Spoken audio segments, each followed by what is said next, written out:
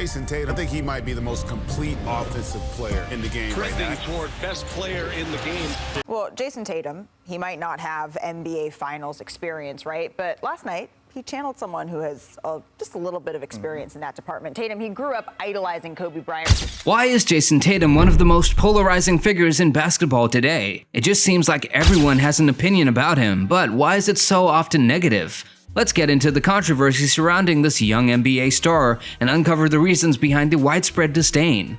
Tatum is practically a playoff veteran by now. He's come through in clutch moments more times than we can count. And he's even snagged a few all-star nods along the way, so why hasn't he been able to crack the coveted MVP spot?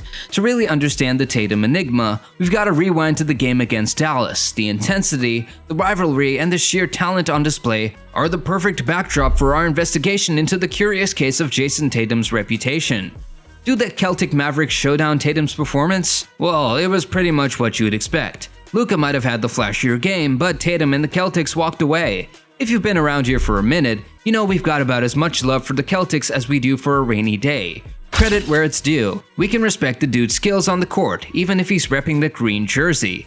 Tatum's game is smooth and polished, but maybe it's missing that raw, gritty edge that sets the truly iconic players apart. There's no denying his skill set, but maybe what's lacking is that extra power, that extra bit of flair that makes you sit up and take notice. On paper, Tatum seems to tick all the boxes. He's a top-notch player with a diverse skill set. He's repping a legendary franchise, and he's not afraid to put in the work night after night in today's NBA landscape, where load management is practically a norm. Tatum had some serious talent around him throughout his career. We're talking about Kyrie, Gordon Hayward, Jaylen Brown, the list goes on. And while some of those pairings have worked out pretty well, others have not so much. It's like when you're surrounded by stars, it can be easy for your shine to get a little dim, so maybe that's part of it. Maybe people see Tatum as just another piece of the puzzle, rather than the standout star he's capable of being. But we've still got a ways to go in unraveling the Tatum mystery. Absolutely, it's pretty remarkable when you think about the caliber of players Tatum's been surrounded by, especially at such a young age. Most guys his age are still finding their footing in the league, but Tatum, he's been balling with some of the best since day one. What is the Celtics' starting lineup this year? Well, it's straight up stacked. We're talking next level talent here. We can see how much that might ruffle some feathers, especially for fans of other NBA superstars who've been grinding it out without a solid supporting cast for years.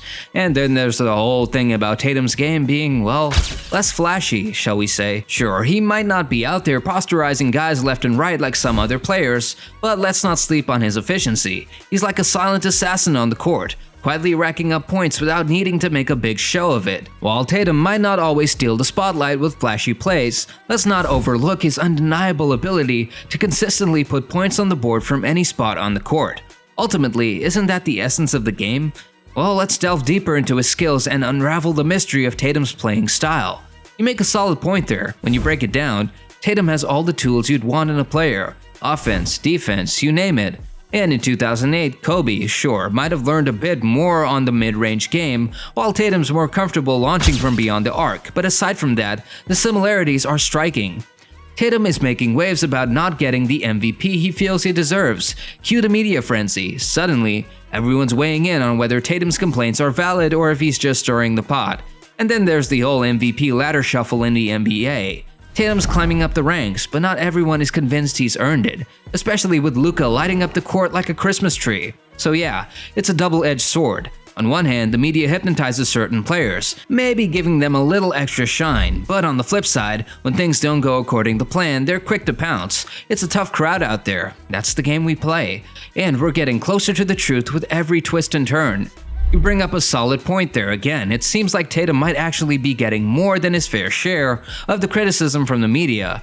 The guy's been in the playoffs every single year of his career so far, which is no small feat. I mean, he's just still a young gun at 25. Compare that to other NBA legends like LeBron, Jordan, or Giannis at the same age. They weren't exactly hoisting championship trophies left and right either.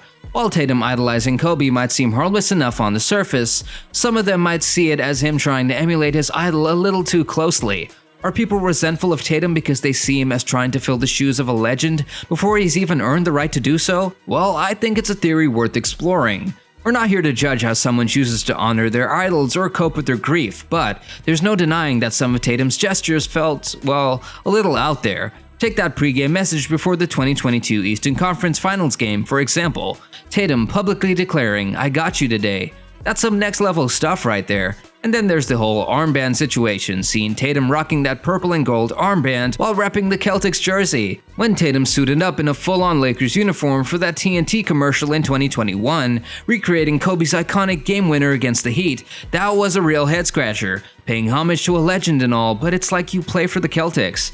And you hit the nail on the head with the comparisons. It's like every time a young player shows a hint of Kobe as swagger, the comparisons start flying. Kobe is a legend in his own right. Trying to emulate him might seem like a tribute, but it can also come off. In fact, we would argue that all this backlash might be doing Tatum a disservice. It's like the pendulum swinging too far in the other direction, to the point where he's almost underrated.